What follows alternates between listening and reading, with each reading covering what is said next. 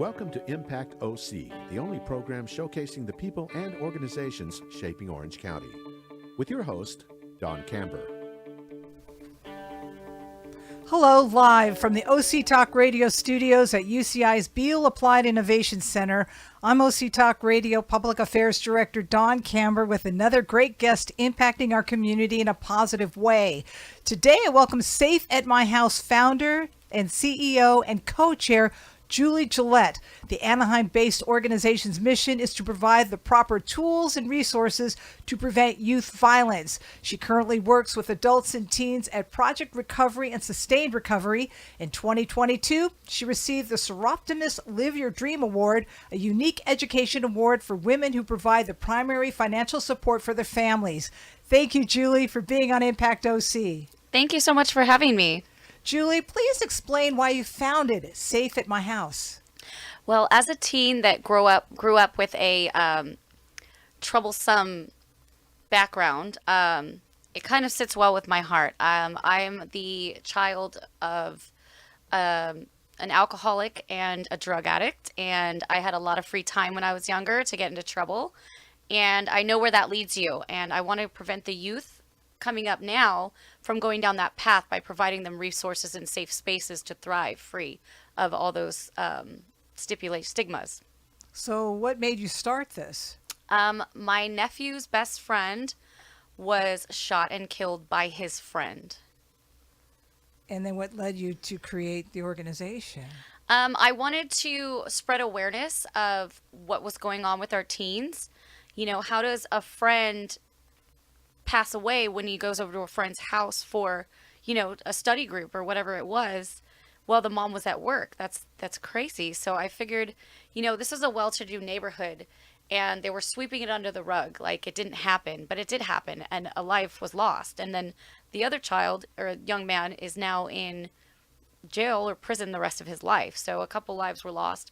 All the families are affected, and the community needs to know about it, and we need to start putting in preventative measures so that our kids don't grow up in this type of unsafe environment. So what kind of resources do you provide? We provide all sorts of community-based resources. We also provide safe spaces for youth to come and gather. We have a Gen Z council. We provide resume building and just a collective of the Gen Z council. They give us ideas that they'd like to do, of things that they would like to do, and events they'd like to be a part of. And we try to put that together for them to keep them out of trouble. So explain the teen violence problem and related concerns. Well, there's also the teen addiction problem as well. The violence, I don't really know the stats, but I know it's high. Teens are using violence as a way to promote themselves on social media. They're using violence as a way to, you know, kind of fear-based popularity. And there's also, I believe it's 1 in 5 youth between the ages of 15 and 25 are dying from fentanyl overdoses. So how do you address that? We try to give them other options. Such as? So we have a beach cleanup coming up. We would like the youth to be part of That's that. May 10th. We have a May 10th beach cleanup at in Huntington State Beach from 1 to 4 p.m. May 10th. We've also had other events in the past. We did an art gallery. We did an art walk. We did a Halloween festival. And we had the youth up and run it. So our Gen Z council came and they ran the whole thing with me behind them, helping them, and the organization behind them, helping them. But really, they got the notoriety of running all these events, which made them feel good. It gave them outlets to express themselves, plus possibly even, you know, building that career. What do they want to do if they like doing some of these things? It paves a pathway for them to get into that in the future. So what are the demographics of your clients? The demographics are Gen Zs. Which is? So I believe that's somewhere between ages 15 to 27 or something like that. Plus we also help people with developmental delays and the vulnerable population with addiction. Explain the mentors and peers that you have. We have a lot of mentors and peers. So that is something that I started building out of Alcoholics Anonymous. We started having people sign up for different strong points that they had.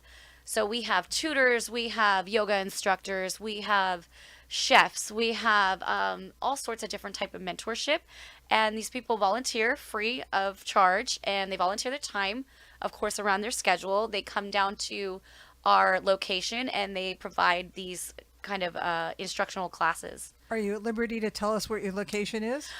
We are going to be partnering up with Higher Ground, which is in Anaheim. So if you are familiar, or you can Google it, Higher Ground with Joe Baldo. It's an Anaheim-based facility that they have so many amazing things going on there, and they've allowed us a room to run operations out of for our Gen Z Council. So how many people are part of the organization? Right now we have about 6 board members and about 20 Gen Zs. And how does it whole operate? How does the whole thing operate? I mean, you have the council and then you have the clients. How does that happen? Okay, well, we don't have clients because we're a nonprofit. So the Gen Z kind of operates underneath us. They meet once a month and they discuss different projects and events that they'd like to do. And we put in, so we get together, the board of directors gets together once a week. We run through their ideas and we try to make these things happen for them. And the whole point of this is? To deter youth from going down the wrong path and ending up in jails and institutions or death. Have you encountered some of the youth that did that end up in jail and then you've kind of, with a word, rehabilitate them? Yes, actually, my Gen Z Council president, she was going down the wrong path and, into drugs and promiscuity. And she's turned her life around. She's become a strong, thriving force for the organization. And she's amazing. She helps me put on events. She's right there by my side with her ideas and everything like that. So, yeah, we have actually been up and running and, proving our mission statement. We have some other success stories, and you can read about those on our website at safeatmyhouse.org under our blogs. Why don't you share with us a few of those stories, if you will? Okay. We had a developmentally delayed young man. He was being abused by his mother and by the system. And he kept reaching out to me for help. And I just on a whim was like, okay, I'm going to try and do this. I grabbed everything I could of his and I took him with me. And, that afternoon, a woman called me and said to keep him with me. They're going to find him a home. And now he lives in his own apartment. Wow. Yeah. And how did you come up with the name Safe at My House? When the young man passed away, I was thinking my nephew could have very easily been at that house hanging out with those boys when this happened. It could have been me. It could have been, my family that was affected. Just my family was affected, but I mean in the home affected. And I was thinking to myself, I'm like, dang, when the kids come here, they're safe at my house. I was like, that's kind of a cool thing. And I wanted to start a movement about it on social media, hashtag safe at my house, and let all the parents know that when the kids come to my house, they're safe at my house. And if the kids are safe at your house, which means you're watching them, there's no guns that aren't properly put away in the house. There's no drugs in your house. There's no unsafe family members or people living in your house. Then put hashtag safe at my house on your feed as well. Well, I had a meeting with the EOPS program that I'm in through Cypress College. And there was a woman on there. Her name's Terry Rose. And she's head of the Soar Optimist Live Your Dream Awards. And I was like, you know what? Maybe I should talk to Terry Rose about this. And I grabbed her after that meeting and was like, what do you think about this? And she's like, you know what? It sounds like you have a nonprofit that would be very beneficial for the youth at this time and in this day and age. So she went ahead and told me that her and her husband will back me and help me get it started and financially back us for the first year. And they did just that, and they got us up and running. They referred me to another woman, Sylvia Scott, and she's helped us write our bylaws. She's helped us write our business plan. She's helped us become a legitimate 501c3 nonprofit. and through all these wonderful mentors, that's where we've gotten to where we are today. Is this living up to your expectations? It's surpassed my expectations by so much already, and I just know that like we're just going to go far in the future. 2023, my partner and I have been talking about how 2023 is going to be our year. And already, just amazing things are happening, like with the beach cleanup and with this talk show. And then we've done other talk shows and podcasts, and we're really getting our message out there. The Gen Z community, the Gen Z council community we're building is growing. The kids are starting to know about us. They're starting to want to get involved, and, just great things are happening, and I'm super excited. What makes the youth want to go down the wrong path? Well, a lot of time there's notoriety, curiosity, the fame that you get in being bad, the infamy, the lack of parental guidance, mental health, all sorts of things play into it. The family structure you grew up in. And then when they get involved with your organization, do they realize the wrong of their ways? I hope so. We can't say for sure, but I hope that they realize that, as they go through life, the older they get, the more responsible they are for their actions. There's certain things that you can't go back on, like murder. You can't take that away, and if we could get them young enough to where they can see that their actions now really will affect them in the future, and get them to go down the right path and start getting into those good schools and getting those good careers and doing the good things that they need to do before they end up in jails, institutions, or death. Do they appreciate the services that your organization provides? I feel they do. Yeah, definitely. Our Gen Zs are super excited to work with us. They're some incentives they get. We give them community service hours for school. A lot of the times, schools, especially high schools, the kids have to complete so many community service hours. We do offer community service hours. It looks good on a college resume. It looks good on a job resume. And then if, need be, they're going and fighting a court case, it looks good on a court to the judge.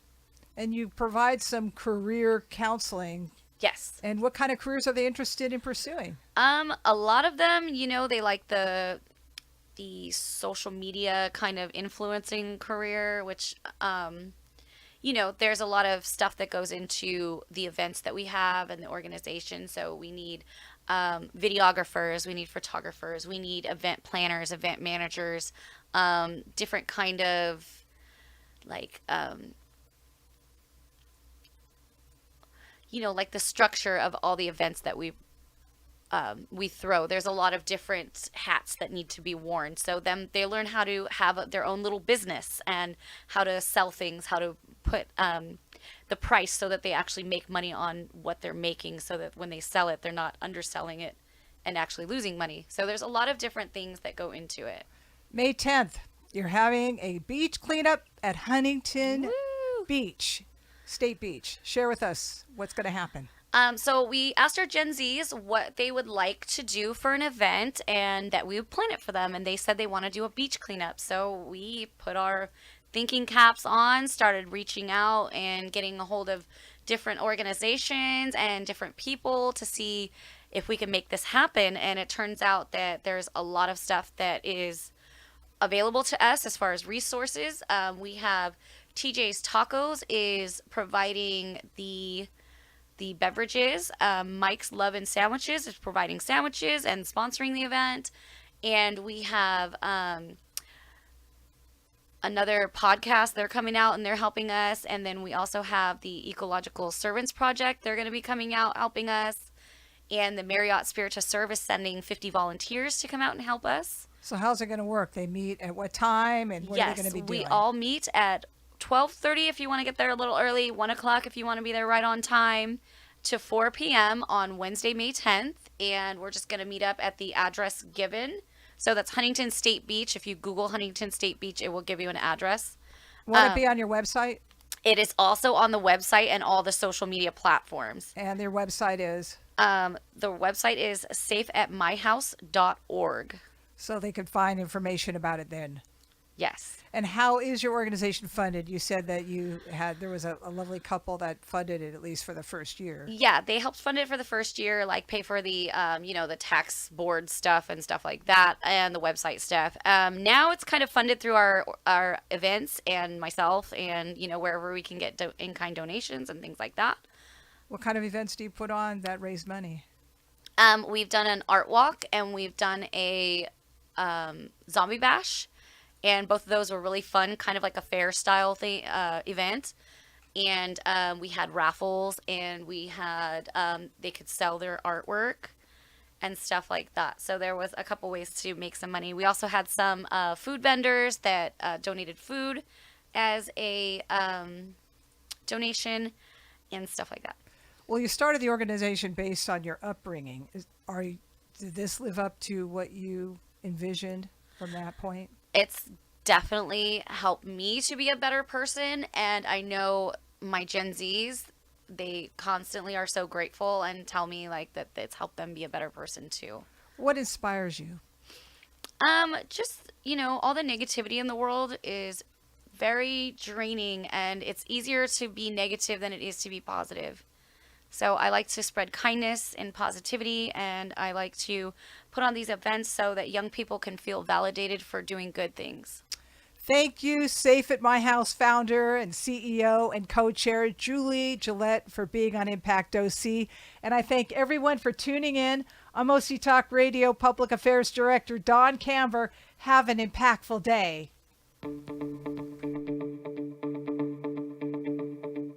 You've been listening to Impact OC, the only program showcasing the people and organizations shaping our community.